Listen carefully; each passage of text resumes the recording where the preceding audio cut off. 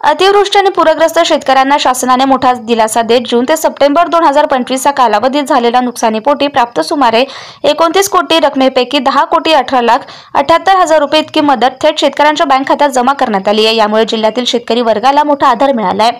जून ते सप्टेंबर 2025 या पहिल्या टप्प्यात एकूण 21,495 नुकसानग्रस्त शेतकऱ्यांनी ऑनलाईन नोंदणी केली होती। यासाठी पहिल्या टप्प्यातील 15,63,12,00,000 रुपये निधी प्राप्त झाला असून त्यापैकी 15,361 शेतकऱ्यांच्या खात्यावर 10,78,78,000 रुपये इतका निधी थेट जमा करण्यात आला। याचबरोबर शासनाने प्रति हेक्टर 10,000 रुपयाप्रमाणे अतिरिक्त अनुदान देण्यास दिनांक 4 नोव्हेंबर 2025 रोजी मंजुरी दिली आहे।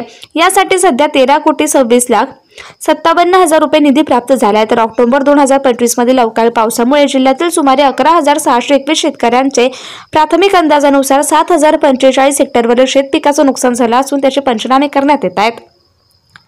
ज्या शेतकऱ्यांच्या खात्यात नुकसानीची रक्कम जमा झाली नसेल त्यांनी विलंब न लावता तातडीने संबंधित तहसील कार्यालय किंवा तलाठी कार्यालय यांच्याशी संपर्क साधावा।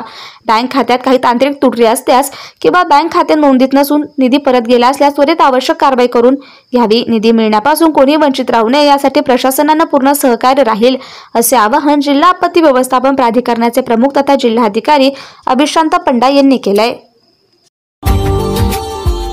Subscribe now and press the bell icon. Never miss an update.